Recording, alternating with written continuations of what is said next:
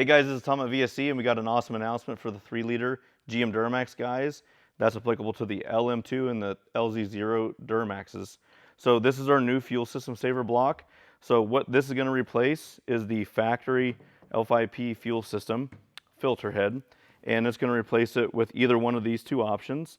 This is now going to be a pre-filter and a post-filter, just like would have been found on our L5Ps, using a little bit different secondary filter.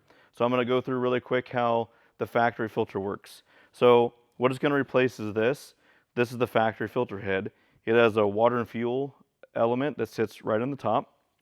And the problem is the filter that's inside here is a 5-micron filter that's a water and fuel filter.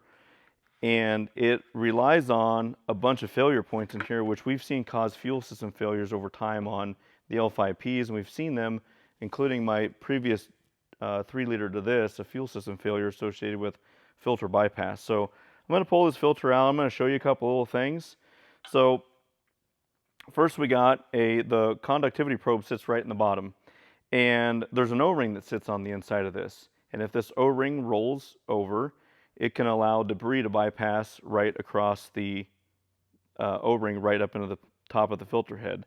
The second is this outer O-ring. This outer O-ring seals against this canister once you install this, and if the flow from diesel fuel bypasses this O-ring, it just bypasses the entire filter. And lastly, there's another filter or O-ring for this filter that sits up in the top, and that's this guy.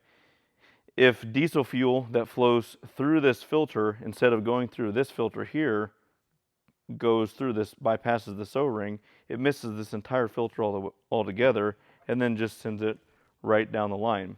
So the idea is, and if I pull this out, and here's the little O-ring that sits at the bottom right there, if I pull this out, you can easily see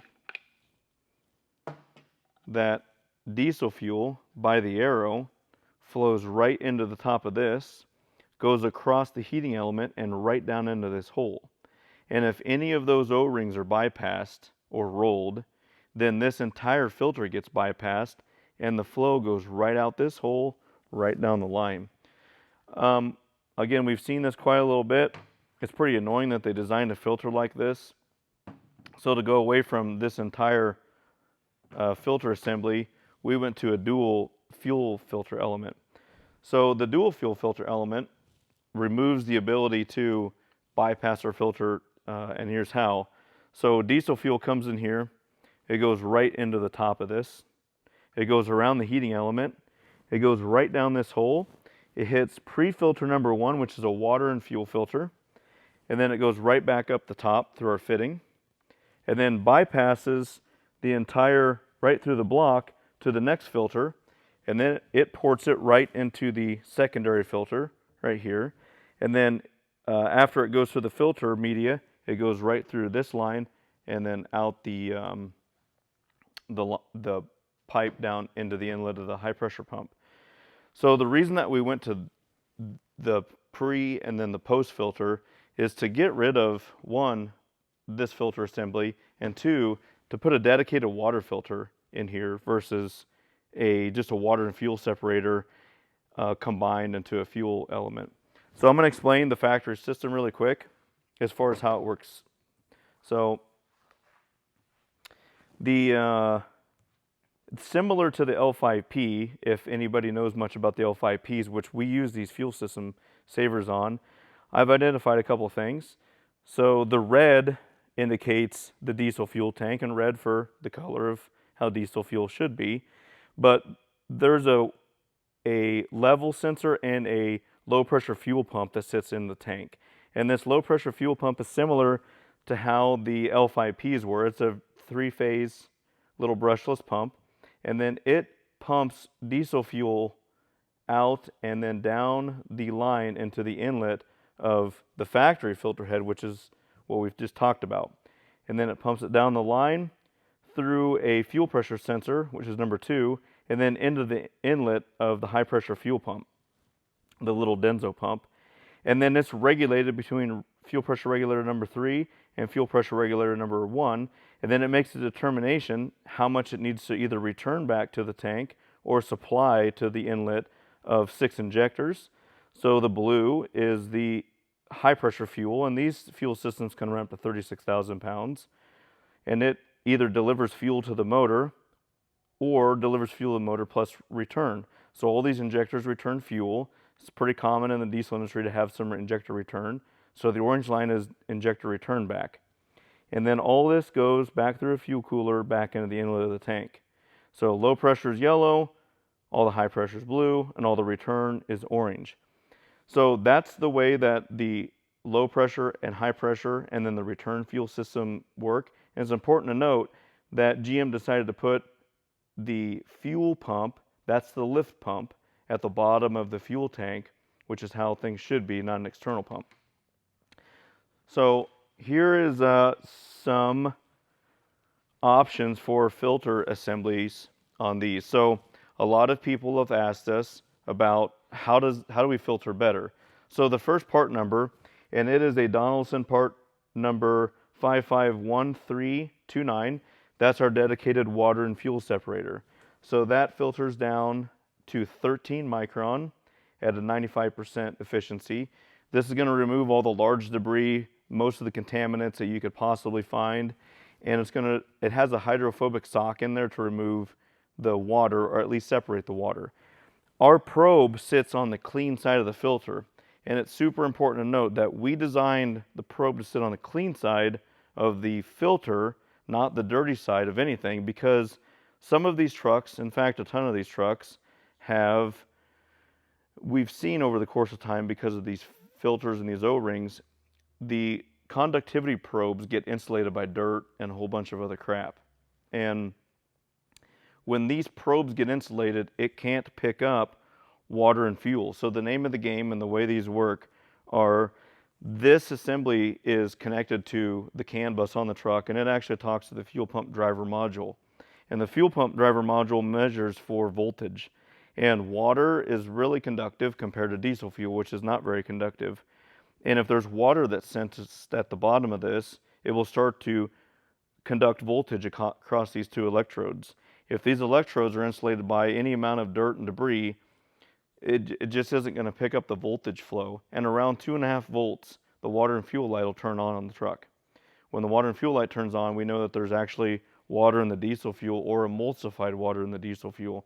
That's why it's super important. I don't know why they designed it that way, but to have the probe sit where it's completely clean from anything, it sits right down at the bottom. It can't have dirt and debris sit on this thing to insulate it.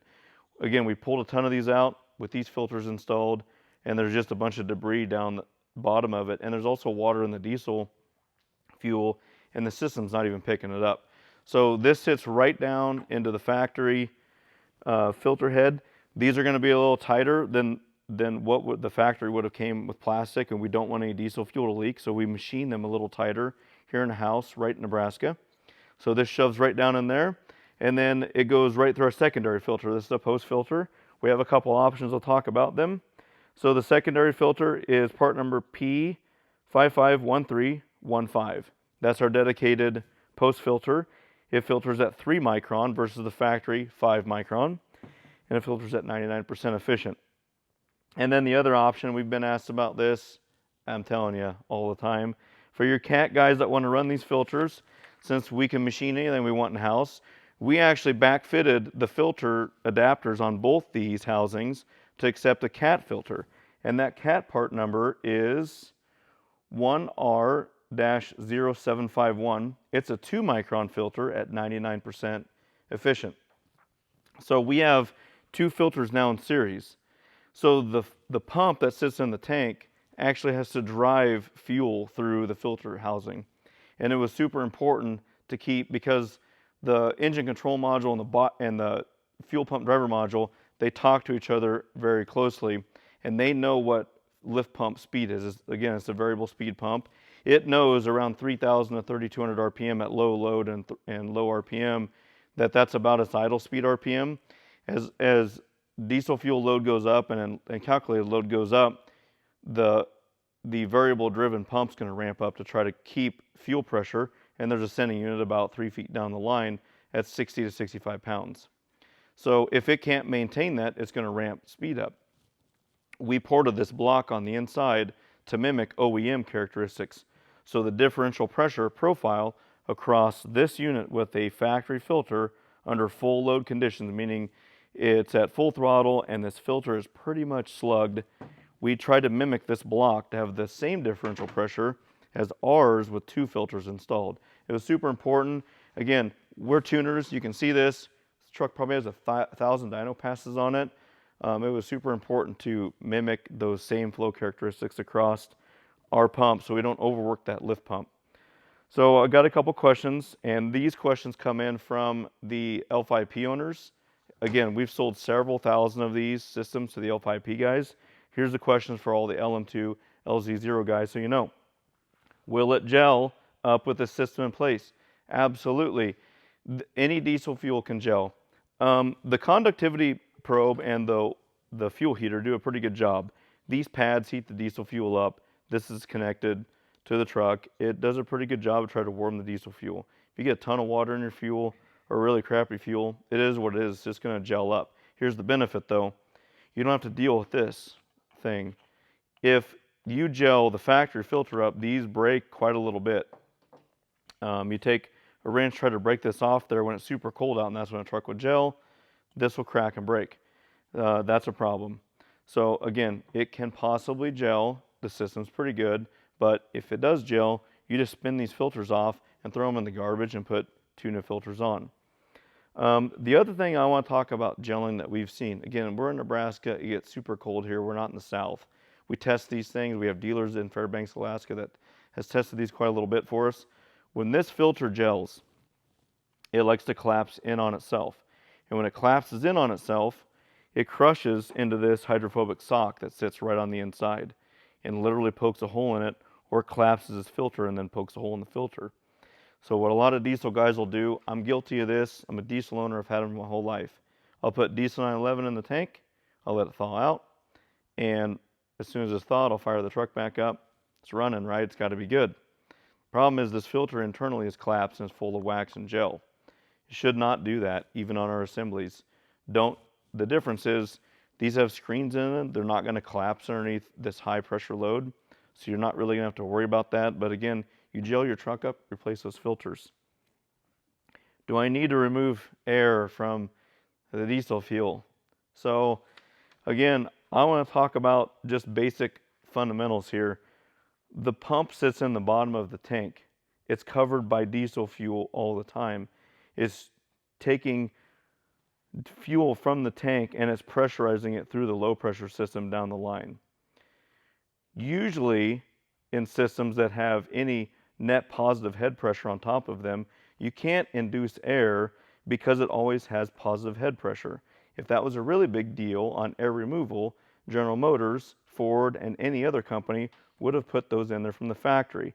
Every 2.3 feet or so, you get 1 pound of positive head pressure. These tanks are a couple feet tall. You're going to get positive head pressure or positive suction pressure all the time on this pump. So you don't need to remove the air from the diesel fuel in a system like this. You don't need to induce a controlled leak to try to remove some of the air. It just doesn't make sense. Is this a lift pump? So when these are installed, I get it. This could look like a lift pump. GM put probably the best lift pump I've ever seen right in the tank. Again, it's a variable driven pump. It's totally fine. You don't need a lift pump, especially on an LM2. This truck we've made about 290 horsepower on our calibrations. So the fuel system in these are pretty big. And as we push these further with turbochargers down the line, you're going to see that you don't need a lift pump. Even if one's made, I can't imagine putting a lift pump in this truck. Does it save fuel? Absolutely not. This is not designed to save fuel at all. It's designed to protect the fuel system by pre and post filtering. Will it increase fuel economy? Nope, it does not increase fuel economy. Tuning can help with fuel economy. Driving habits can help with fuel economy. But filtering your diesel fuel, it doesn't help with any fuel economy. Fuel filter replacement guidelines. So this is the cool part. this is about 40. I'm sure you can find these cheaper. This is about 40 bucks. These two filters are about 40 bucks. We say change per the book. Since I'm an LM2 owner, I actually have my book. Mine says to replace or change the fuel filter every 30,000 miles or every 2 years. That's right for my book. I'm a little OCD when it comes to water and fuel and a bunch of other stuff. So what I'll tell you is just to drain the separator on these trucks, on the filter at your oil changes, and then change them when you guys feel like it, or change it per the DIC, the Driver Information Control Center, like the book says, or every 2 years. But I would replace these as often as you possibly can. The diesel fuel in this country is garbage, and everybody knows that, especially people that have filled up quite a little bit. So again, 30,000 miles, what the book says, I would replace these when the DIC starts to get low. Definitely drain water and fuel at your oil changes, you know, to protect the life of the fuel system, because they are super expensive. My first truck was like $6,000 to fix, so protect it if you can. We also did a ton of testing. It's another question that people ask us. How much testing did you do? Well, we test these when it's super cold. That's important. But the other thing is how much testing we do underneath load. Does this hurt the motor? Does it hurt the lift pump under load? So we got a couple test clips. Those test clips are going to include full throttle pulls for a long duration of time at what this truck looks like under full throttle, like 290 horsepower. That's about really all we've gotten out of this truck so far. But we've also tested this as much as we could possibly pump. Again, these are a pretty big in-tank lift pump. They'll push a lot of diesel fuel down the line. But there's a couple clips that we want to show you, and they're going to be right here. Okay guys, so we're on the dyno, and we have the stock LM2 fuel system filter installed on this truck. And we just wanted to show what these things look like at an idle. So you can see that you have fuel pump speed and RPM. So these things sit between 3,000 and 3,200 RPM at an idle, and that's with hot fuel and typically like middle of the filter life. And you can see that the engine load is sitting at 18%, which is at an idle. Engine speed's at about 800 RPM. That's about normal idle speed for these. So what we're going to show you is before and after with the factory filter installed and then with our system installed, so you can see there's really no restriction. We did a pretty good job at matching these blocks. So I'm going to go to full load. This is on our max effort tune, plus 50 horsepower above stock. This is the factory filter, and then we'll hold the dyno at 3,800 RPM so we can simulate, which is about where these things make max power at. So give a second to get up there.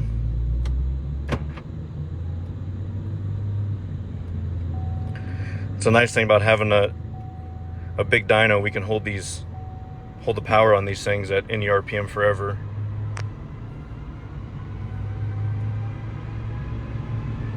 So the dyno is going to hold us at about 78 mile an hour, which is 3,800 RPM or so. So you can see lift pump speed going up. And I got the truck, it's to the floor. So you can see we set it about 4,600 to 4,800 RPM. This is all it's got. It's a pretty good load. And then we'll repeat this scenario with the VSE fuel system saver installed on this truck, filtering down to a much finer micron with 2 filters in place.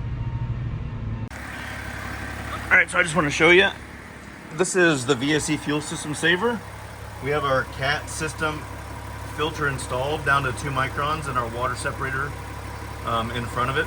So this is going to be worst case scenario for fuel filtration as far as the most differential pressure. And we're just going to simulate how good this block is and how good of a job we did porting this to make sure that the factory fuel differential pressures is as close to factory as we possibly can, even though we got 2 filters in place. So I'm going to turn the fan on. We're going to do a dyno pass just like we did with the stock equipment installed, so you can see what it's like.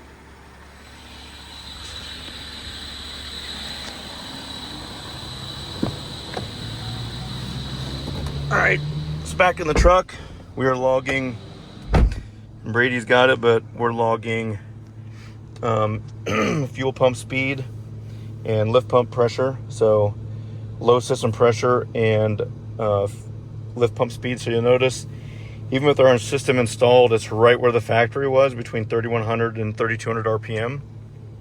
So we're going to repeat this scenario, and we're going to pull this truck up to max power. Again, this is has our plus 50 horsepower tune installed.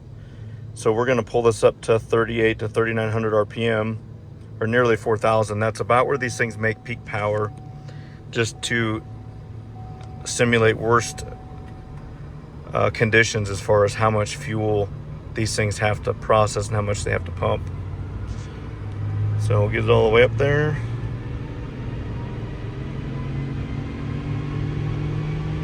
And it's to the floor. So we're logging a little lower speed, 4,700 or so pump speed, and the same fuel pressure. So the truck hangs in there actually pretty well. We could repeat this test over and over again, but with the same fuel temperature and the same specific density of fuel, we're just showing that this block can actually flow a little more than the factory, which allows us to run 2 filters in series, a 3 micron as a water and fuel separator as the post filter, or a 2 micron cat filter as the post filter, and again our same water separator at the front, which is the bigger 13 micron. Okay guys, if you got any other questions about this fuel system, you can call us at 833-789-7700. We also have a SKU. You can purchase these. If you have any other questions about those, you can call our dealer line and the tech support phone numbers. And that's really all we got for you. Thanks.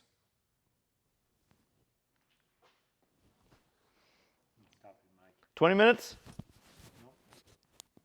18. Right around there. 17:39. Fucking heck, what the... It stopped.